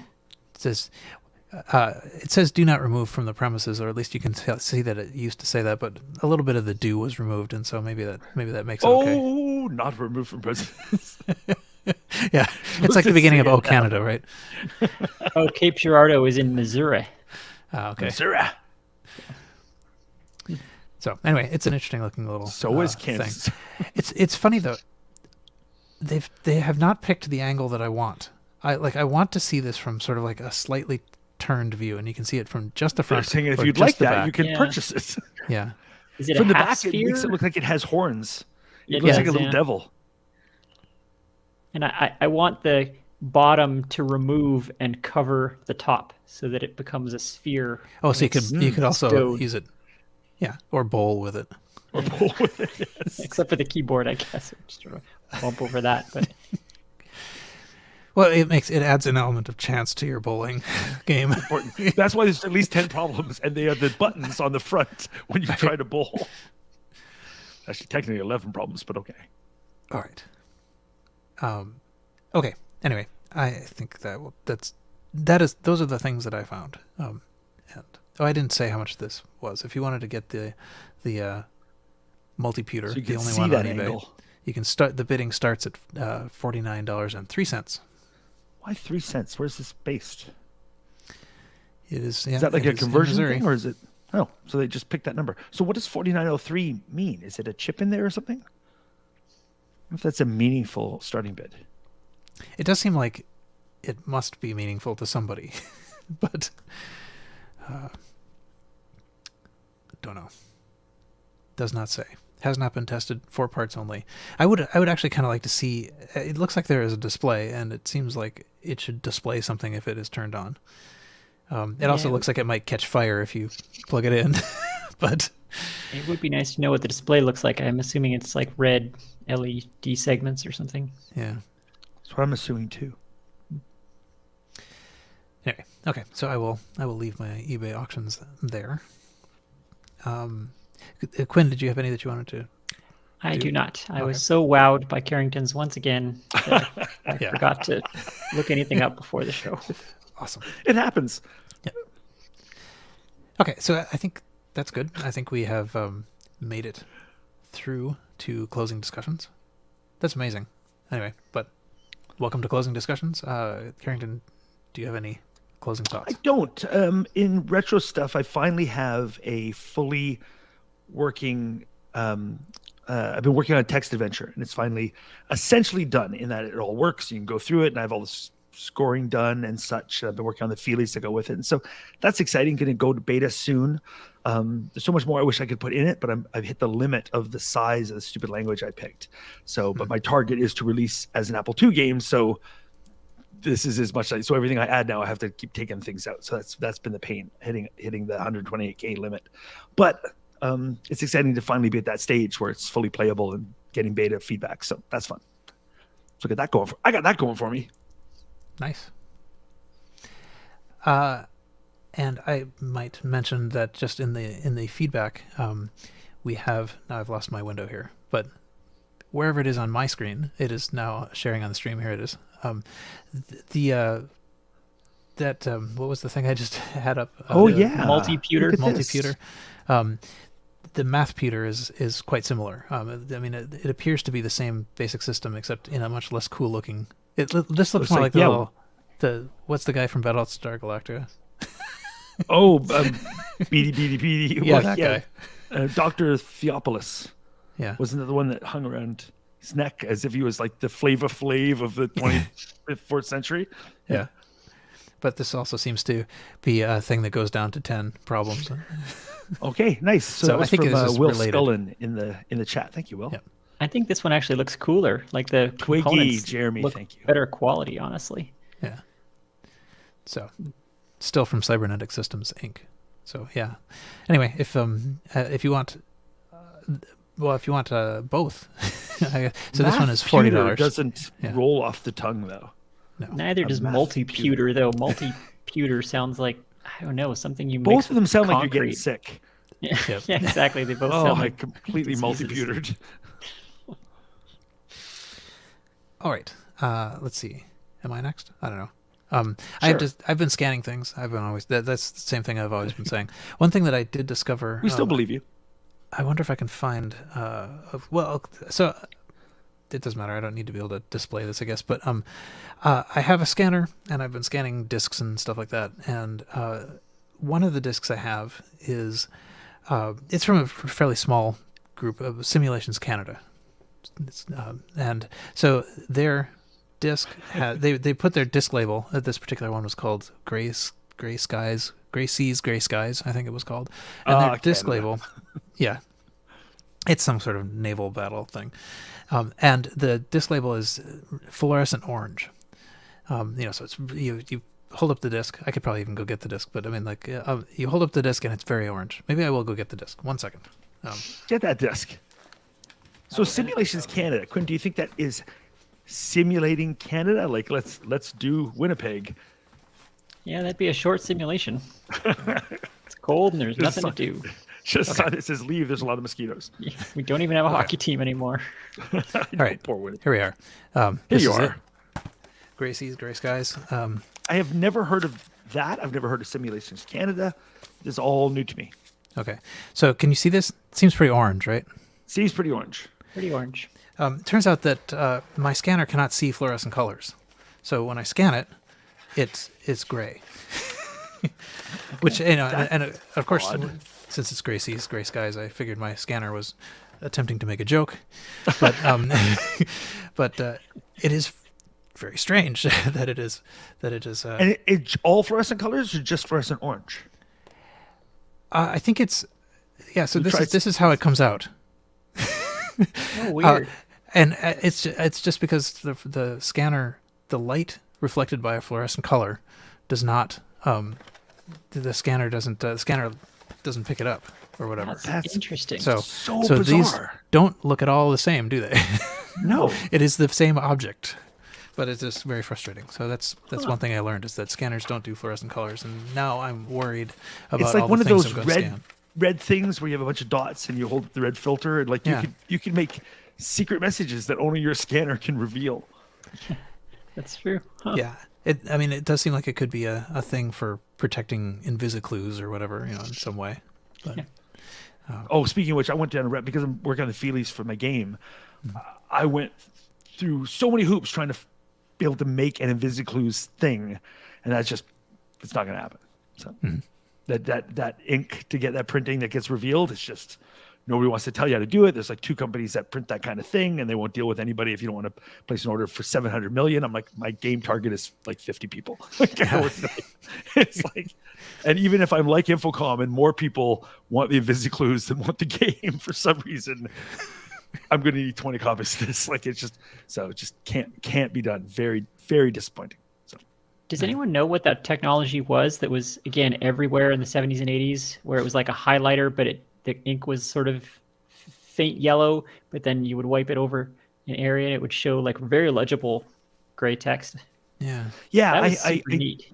Yeah, and that's what I'm trying to do and try to get it, but it just, you can't get that made. And so I found a couple of companies that still do the printing for like those yes and no books and things in the States. So I found them, I've talked to them directly, and just like, it just can't be done. I've tried everything to get somebody to give me this kind of printing or tell me how it's done or whatever, and people just won't cough it up. So. That's too bad. Yeah, that was everywhere, like game books, puzzle books, like that whatever that technology is, it was super ubiquitous. And if you buy them on eBay, the pens are all dried out, so it doesn't work. But yeah, I do remember that. Josh in the chat says, I remember a chemistry set where you made that ink. Oh, okay. Yeah, you can make ink that gets revealed, and so I looked at that. Even like I looked at because you can print. The closest I've come is you can print invisible ink that'll get revealed under UV light, and you can buy that to put in an inkjet printer, and you can actually literally print that stuff out. So that's kind of cool, but that's not the same as I wanted the yes and no pen revealing stuff. And so it's I tried to look for the bookmark, I can't find it, but I found the name of the type of printing it's called. And so you do this dye printing that has this particular chemical, and it's called something in the industry, and just few people do it, and just you can't do it yourself. You can't buy the stuff. Can't get anyone to do it for you. It's just not gonna. The yes and no books are just simply no, not for you. It's all guys no. That's too bad. Those were neat. I like those things. But it is going to be cool when your thing finally comes out. I'm looking forward to that. Yeah, it's going to be neat. The feelies are really good. Paul got to see a preview of those, and like there's some cool stuff that comes with it. Whether the game's any good, I don't know, but there's some cool things that come with the game, so that's fun. So. All right. And Paul can't scan orange. Yes. Yeah. Right. Exactly. That's so weird. I had never come across this before, but now I'm kind of paranoid that I am going to be unable to reproduce some of these things. You know, like or how many things did you scan before that you didn't notice? Right. Little exactly. bits that had dropped out because it was too bright a yellow or something. So. It's funny because I have on the photocopier at work, I scanned a bunch of things, long ago, and I know I have scanned like some of these things on that. So it's not all scanners that do this. Yeah. But apparently this particular one, I have never encountered that before, like a scanner that won't do that. Oh, is there any chance it's a built-in thing like photocopiers can't do money, and because the hologram or whatever? And is it something like that that's triggering? Yeah, security thing maybe. That was one of the hypotheses that came up. But then it shouldn't scan it at all. Yeah, I think usually if there's a certain like configuration of dots or something that will often make a scanner just say nope, or it will provide you, instead of the image it's scanned, it will provide you with an image that says you can't copy money. Right. Yeah. Or I've seen them where it just puts a black rectangle over like the illegal to scan areas or whatever. Yeah. Mm-hmm. Huh. But yeah, I suppose it's possible. But I have seen out there on the internet message boards with people saying my art. I use fluorescence in my art, and it's what kind of scanner can I buy because this isn't working. Oh, okay.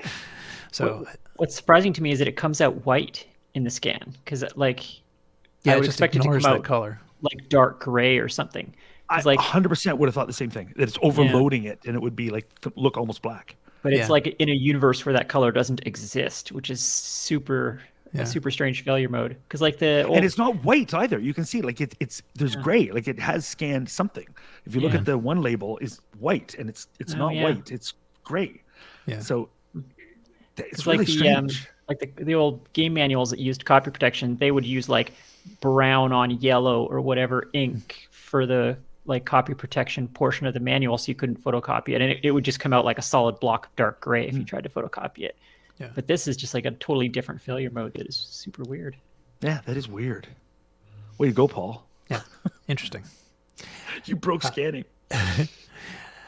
Okay, so Quinn, any closing thoughts? Yes, I've been working a little bit on my 2GS game again, because I've been doing some air travel, which is apparently required. The only time I can work on this thing is apparently when I'm forced to sit in an aluminum tube full of COVID for several hours, and so I have been doing more and more of that lately for travel. So yeah, I got a little bit more done on it. It's funny you mentioned, Carrington, you get to that 128K limit, and then like the problem changes. I kind of hit that same moment on mine where, so on the 2GS, the memory is divided up into 64K banks, and filling those banks is one of the primary challenges. Like there's plenty of space, like there's tons of space, but you have to like load the data and the code off of disk to put in all of that space. And so I wrote a very, very naive loader to start with, and it was, sufficient for 5 years of development. Like it would only load like, I think a 40K block or something at a time, because that was how much buffer I had in bank 0, because it runs on ProDOS 8. And so I load everything into a buffer there and then copy it into the right banks, and that was fine. But now I have like 41K of code. I hit the limit of my primitive loader, so now I have to like go and write a smarter loader, and so I kind of hit another wall there, but working on that now. Book some flights. Yeah. Well, and the problem with exactly.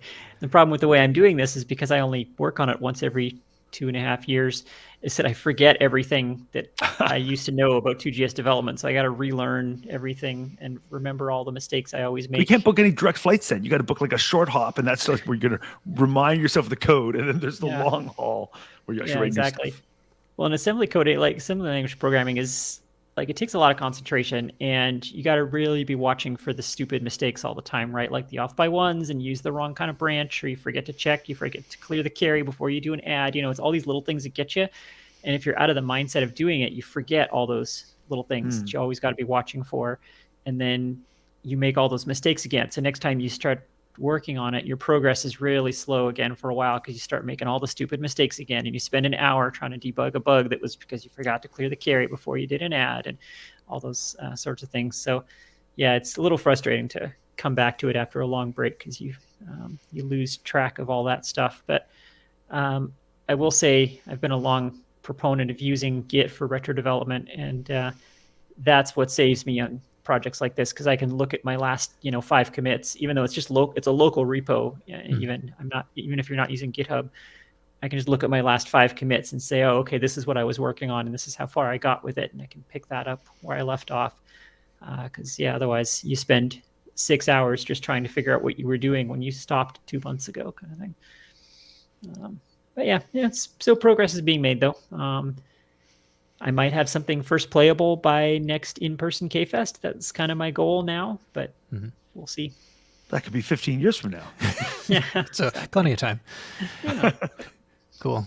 Yeah, I must have mentioned this having happened to me before, but I will mention it again. That there was a time when I was in graduate school where there was a conference or something that I was going to in San Diego, so I flew to San Diego, and then sort of like, it must have been kind of like, anyway, after I'd set that up, there was some other conference I needed to go to, and it was in Winnipeg, and it was basically the same time.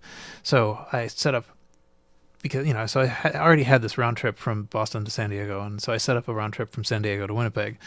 And what ended up happening was that, that all made perfect sense, except the ridiculous thing was that they were all 2-step journeys that transferred in Minneapolis. Chicago Minneapolis, okay. So there was a chunk of this time, and it was impossible to get out of this because it would wind up canceling parts of trips or whatever. So there was a chunk of this time when I was standing in Minneapolis, and I had to fly to San Diego so that I could stand in Minneapolis again so that I could get home. There was like 0 point for my taking this trip to San Diego. But I had to do it, or else my return trip would get canceled. So anyway, that's the kind of situation that might be good for 2GS. You're flying on Kafka Airlines. Yeah. Air travel is great for retro development because like you have no internet and you want to conserve battery, and the emulators don't take a lot of horsepower, so you know it's not like watching video or playing a modern game where it's going to eat up your battery. So it's all kind of a good fit for something you can work on locally for a long period of time. More fun if you don't use an emulator, though. Yeah, You want to do retro development on big old actual 2C. Right. Yeah, it doesn't fit in the As person overhead. beside so you, well. can I put a printer on your tray? Extractor Hold feed this thing, you Disintegrator. want- It was free. I just imagine the tractor feed paper going over the seat in front of you onto the person. Like, what is all this? Wonder how Very loud nice. a dot matrix printer would be in an airplane, though. That would be. Probably pretty, although airplanes by themselves are pretty loud. They're They are. surprisingly loud. Yeah, but a it's modem true. sound can cut through a lot of other noise. It's true. And some people will know exactly what it is, and other people are going to panic. It's the evil hacker noise from TV. I remember.